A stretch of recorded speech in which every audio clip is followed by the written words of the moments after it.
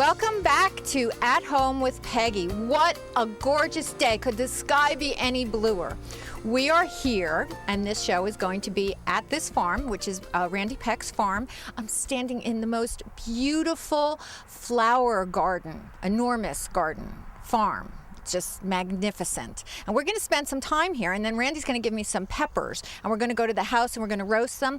We're also going to make a little bit of a visit over to another garden center and talk about some lawn care, but that's not as exciting as flowers. So let's talk about flowers now. Randy, these flowers they make my heart sing. They're so beautiful. So many colors. And yes, they're with just a beautiful gorgeous. Day and the sun and the sky and the flowers. It's gorgeous. And we're standing next to, I think, my all-time favorite flower.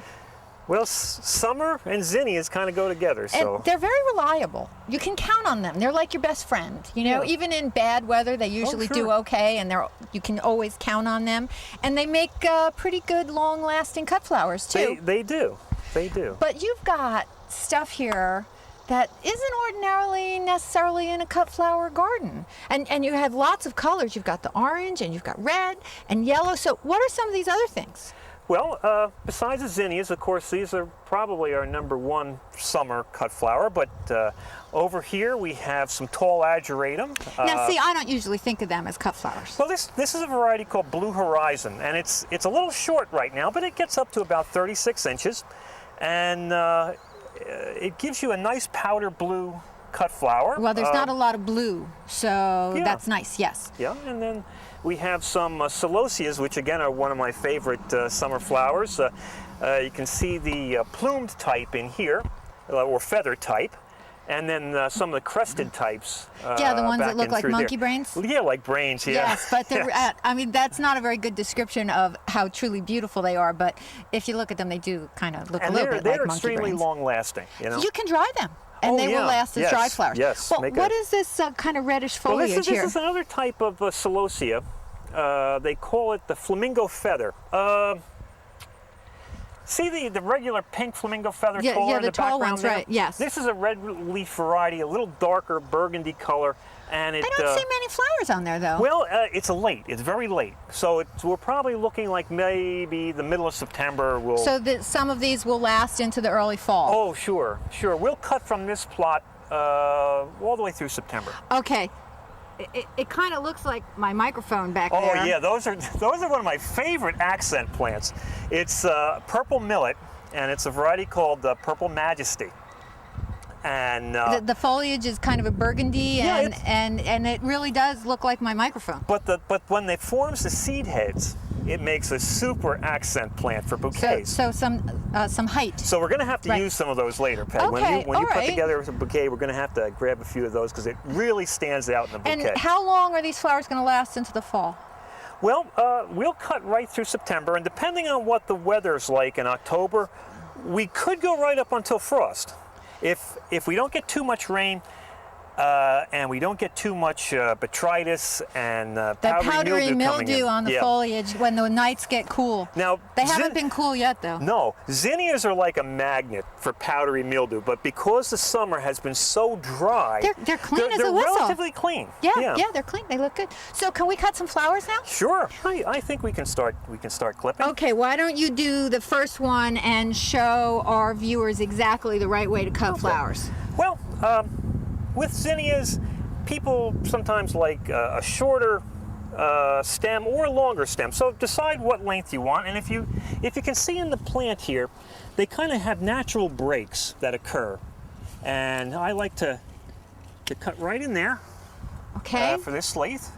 And then we need to trim off as much of the foliage. Yeah, it gets yucky in the water. We can. Yes, and as you know, plants lose most of the water in the plant through the leaves. So if we take these leaves off, your flowers will last a little longer. We don't need this branch either. Okay. No. All right, so this is the first one of my bouquet, right? And then there you're ready to go. All right, now we're going to go. I would like some of those, and some of those, and some of those, and some of those, and some of those. We may need some help. Oh yeah, Kira, can you help us cut flowers? Okay, all right. So we're going to cut a bunch of flowers and make something gorgeous.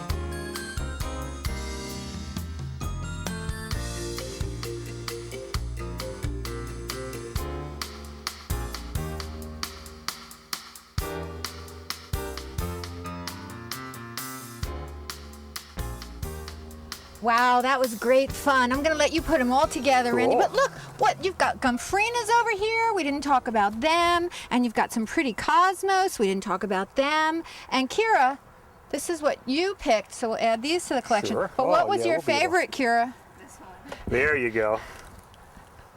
That is definitely an outrageous flower. And we have more of the red ones that look very similar over here, but you didn't talk about these. This is one of my favorite cut flowers, and it's in a different field, but I wanted to bring them up here just to show you. This is called Lysianthus, and it Looks like really, a bridal bouquet. It's very pretty, and you know, not just the flowers, but I like how the buds stay tight up there, and it really has a fresh look to it. And it goes well with almost all the other summer flowers. Now, this is a field where you do all the cutting, but if people wanted to get these flowers, they could come to your farm stand, right? Oh, sure. Where is that? We have a small farm market out in Homedale on Route 35 North. And we're open 7 days a week, and we'll always have lots of these pretty flowers. And what's it called? Peck Farms. Well, there you go.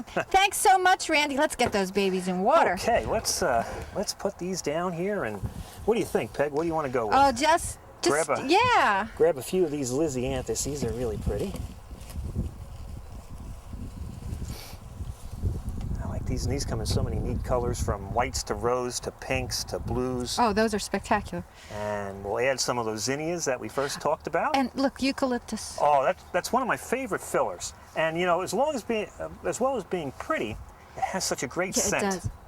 Has a You know? wonderful Right? scent. Does it smell like, Kira? Isn't that neat? Oh, it is.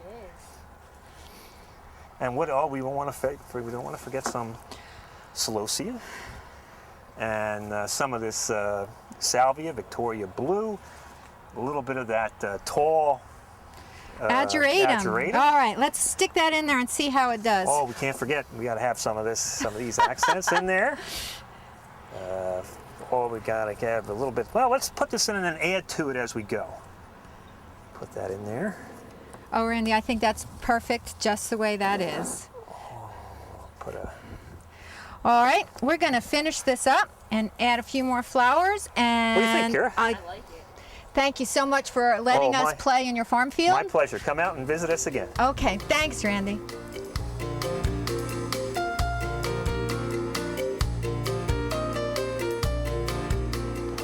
After the long, hot summer, many people are asking, what do they do about their brown lawns? Well, chances are when the weather breaks and it starts to rain again, a lot of it will green up, but maybe not all of it. And one of the most important things to remember is that the best time to do a major overhaul of your lawn is the fall, not the spring. So if you're really concerned, don't wait till April. You want to start now. And of course, one of the primary things that you need to consider is your lawn seed. If you have a full sun area or a little bit and a little sun and shade mixed together, or whether you have a deeply shaded area. Maybe you even want to consider putting something in other than grass if it's really deeply shaded. So that is your first consideration, but soil preparation is of course critical. You want to make sure you work up the soil, you remove any dead grass or dead thatch, and you want to apply the proper fertilizer and possibly lime. Now what lime does is it alters the pH of the soil. Now soils in New Jersey tend to be on the acidic side, so an application of lime on a general basis, maybe every year or so, or every 2 years, is a good idea. If you want to do it perfectly, which is the best way to do it, then you want to get a soil test, and that will tell you exactly how much lime you need to add. If you haven't limed in a few years, chances are it's a pretty good idea. 50 pounds per 1,000 square feet is a general rule of thumb if you haven't limed, but better to get a soil test. So, in addition to seed, you want to use fertilizer. Now it's interesting because lawn grasses grow in response to the change in day length. In the spring, you get a lot of green up and all the leaves turn green and it grows really fast. In the fall, that's not what happens. You get root development. The roots respond to the days getting shorter and the nights getting longer. For root growth, you need to pay attention to the numbers on the bag. The first number on the fertilizer bag represents nitrogen, which is important for leaf growth, but not as important for root development. For root development, you want to pay attention to the second two numbers, N, nitrogen, P for phosphorus, and K for potassium. Phosphorus and potassium are responsible for root development. So you need to apply an application of a winter or root fertilizer in September, and then again somewhere around the time of Thanksgiving. So choose your products carefully, do adequate soil preparation, keep the grass seed nice and moist until it gets firmly established. Remember, Kentucky bluegrass can take as long as 30 days to germinate, so you have to stay on top of keeping it moist. And then fertilize again around Thanksgiving, and with a little luck, in spring, you'll have a beautiful, perfect lawn.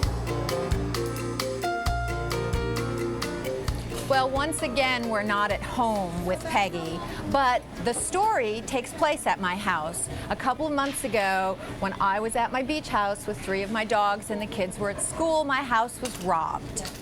The flat screen TV, the kids' computer, and my entire jewelry box was taken. Now, the police were wonderful, and we did find the jewelry box in the woods, and this and a couple more drawers is all I have left of the jewelry box. I got about 80% of the costume jewelry back after 2 days in the woods and lots of poison ivy, but only a very small portion of the good quality jewelry. The police, however, were able to get a search warrant for the truck. The people were apprehended and are now in jail. And in the truck, we found a lot of this. Apparently, they took the gold and melted it down and left me with odds and ends. So, since it was just my birthday, I decided with my husband that a good birthday present would try to make lemonade out of lemons here and see if we couldn't do something fun with some of these odds and ends. So I came to my favorite jeweler in the whole world, Mr. Ken Miller, at Jewelry Design Gallery in East Windsor, and told him of my dilemma. And can we do something with this? Absolutely, Peggy. We specialize in custom design, and you have a lot of semi-precious stones here that would work well in new settings. So this, my husband gave me this Mauvais pearl earring. He gave me, I think, one of my first birthdays a long time ago. And this is my birthstone. I think this one came, this little amethyst came from an earring right there. But I think this was my amethyst bracelet. Well, yeah, all these stones are the same size. Yes. So they were set in a setting, oval, probably prong, and we can replicate that or make you something new. And I don't know what that is. This looks like cubic zirconia or CZ, and what we can do is we can loop it and see. This is definitely a CZ, cubic zirconia. Now some of this stuff is just costume, but maybe we could work some of it in anyway. Well, you could make one eclectic piece out of all those pieces. That's kind of what I'm in a thinking of. silver type of mesh or link necklace. I'm thinking gold. Oh, okay. Is gold okay? Well, I was thinking gold for the semi-precious, and on the costume, incorporating them into some kind of.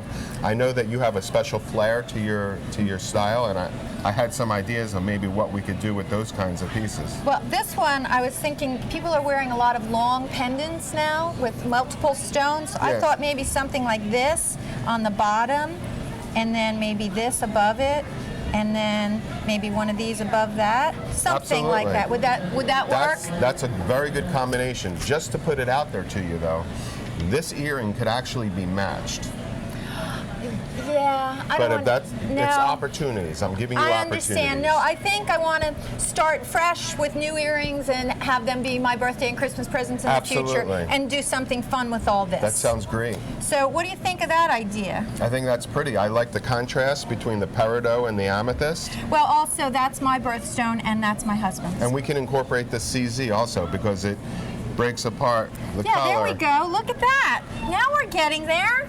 So do we have some chains to look at or something? Can we do some more ideas? We can utilize any chain. The most important fact that we need to first find out is how do you want these stones set? Do you want them in prongs, in bezels? So I can show you samples of jewelry that would incorporate prong setting and bezel setting. Okay, let's do that.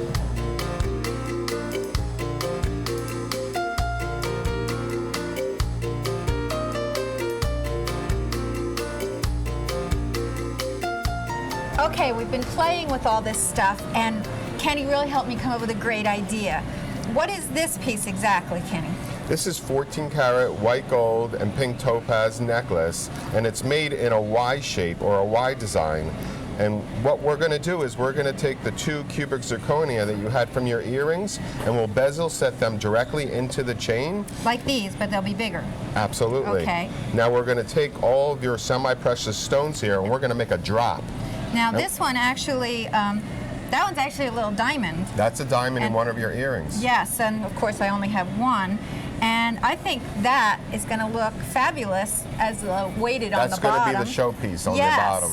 And then that's my birthstone, that's Tommy's birthstone, and that'll go right in the middle to offset the gold and pick up the CZs. I think it's going to be gorgeous. All these semi-precious stones are being set in prongs, and we're going to leave this Mobby pearl in its bezel. Okay. So you'll have a contrast in shapes, colors, and styles. I think it'll be beautiful. Very I'm very pretty. excited. That'll be much better than a plastic container of old jewelry pieces.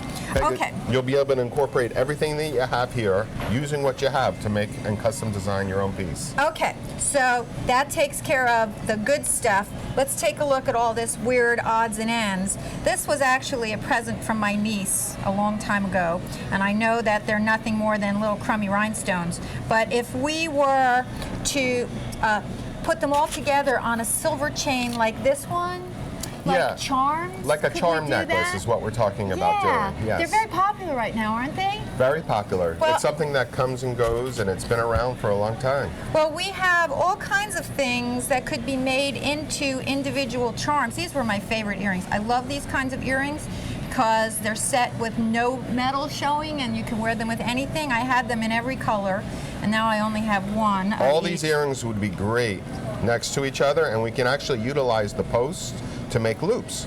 Oh, okay. All right, that'll work. And this one, that's a little onyx. This one is real. This is 14 karat gold. That one was my mother's, and it kind of breaks my heart that that one's gone. But if we could put all these things together and hang them as a charm necklace on silver. Yes, what we were talking about is taking a link chain where there's loops available to incorporate these drops and placing them around the necklace. I think, you know, with a mixture of the big ones and the small ones, I think it could be quite fun. Yeah, this would be definitely a piece that you could wear every day. Right. And it will have with lots a pair of of colors. jeans and a white t-shirt and Absolutely. just like feels like funky and fun. And in the fall, you'll have a sweater. You wear it on top of the sweater. All right, so we'll do this. Okay, how long will it take to get them all back? 7 to 10 days. Oh, okay, so 7 to 10 days. Yeah, and we do all the work right here. Oh, that's wonderful. So I'm very excited. Can I get my husband over here? I just want his approval, just to make sure, since this is my birthday present, he has something to do with this. We're going to, I think this will be really pretty, honey, with these in a long pendant, and it'll have both our birthstones in it. You gave me those for my birthday, what, a couple years ago? Yeah, I think so, yep. And this was, I think, one of our first Christmases together. So that'll come back, and then all these will hang on here. That'd be great. Won't that be wonderful? So Yep. you have no problem with this? Yep, We're that's going to good. spend the money and do this? Sounds good. Okay. All right. Thank you very much, Kenny. Peggy, it was great to see you Oh, again. it was. I'm so excited. You have no idea. Taking something that was awful and making it into something wonderful. If we could do that every day, we'd all be happy. Thank you for coming in. It was great to see you again. And we'll let you know how it all turns out. After we left Randy's place, he very generously gave us a box of these beautiful red peppers. Lots of them. And we are going to slice them and roast them with olive oil and a little bit of vinegar and some onions and garlic, and roast them in the oven at 350 degrees for, about an hour. And then I will serve them for dinner. Once they're roasted, you can keep them in the refrigerator. They're great to cut up in salads or as a side dressing for dinner, or even just eaten with a little piece of cheese on a crusty Italian bread. That's good too. So I'm gonna wash some of these beauties up, and then we're going to slice them, put them in this roaster, and show you how we're gonna put them in the oven.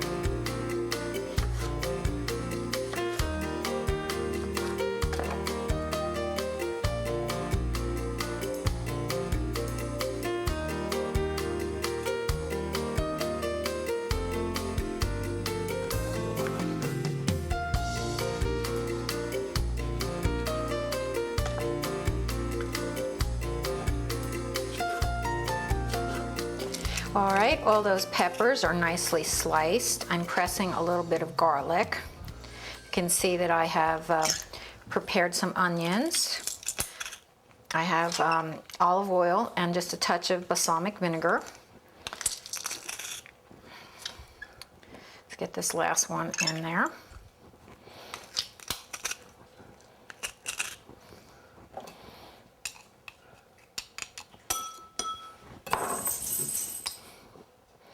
Some olive oil in there so it'll help me spread it around. I'll put more olive oil on top. This will make it easier to spread.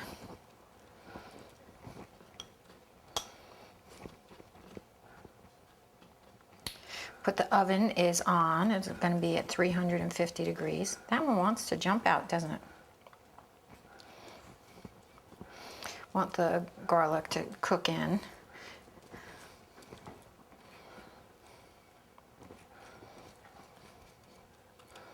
Of course, when they're in the oven, at one point we will turn them so whatever's on the bottom, on the top will get on the bottom and get in the juices because they'll get nice and soft and they will cook in to their juice on the bottom. I'm going to add just a touch of balsamic vinegar to it. Take a good hour. You want them nice and soft. You don't want to forget about them though because they will crisp up on the edges if you leave them in there too long. All right, well that worked out nicely.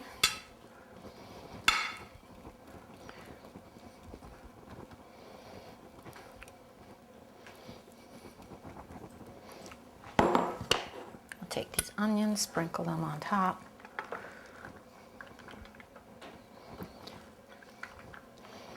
And they smell so good already.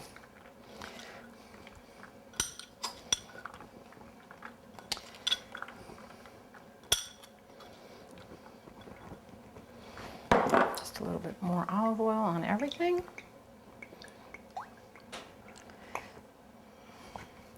And then just a touch of balsamic vinegar.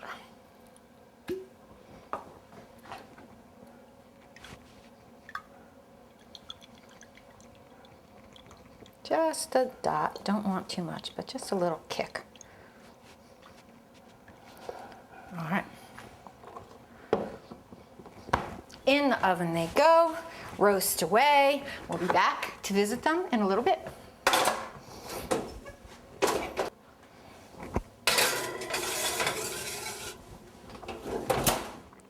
This is Magic. She's the littlest dog, and we think she's very cute, and we're very attached to her. But she's a little bit messy. She needs to be brushed, and her bangs hide her eyes, and she gets those red goopies in her eyes that some dogs get. So she's got a few little mats that need to come off. Over here's one. We need to cut that out right there. And she gets some behind her ears, and her collar makes mats around her neck. So we're going to give her a brushing, we're going to clean her eyes, we're going to make her all pretty, help her see a little better. We're going to get her all dressed up.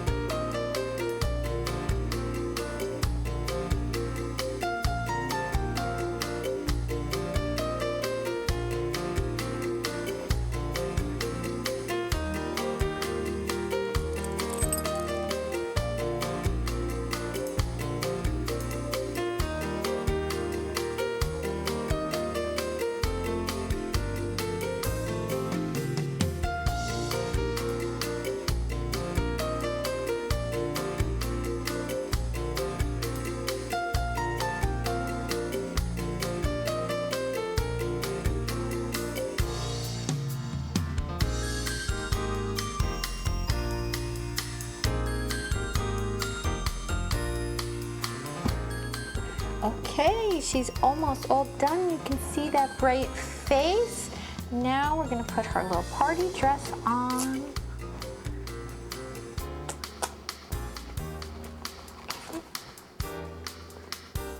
Go.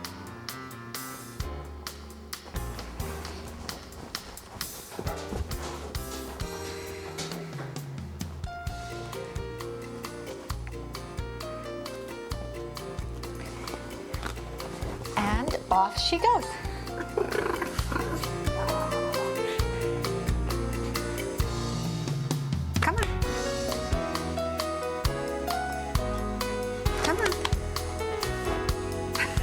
there she goes.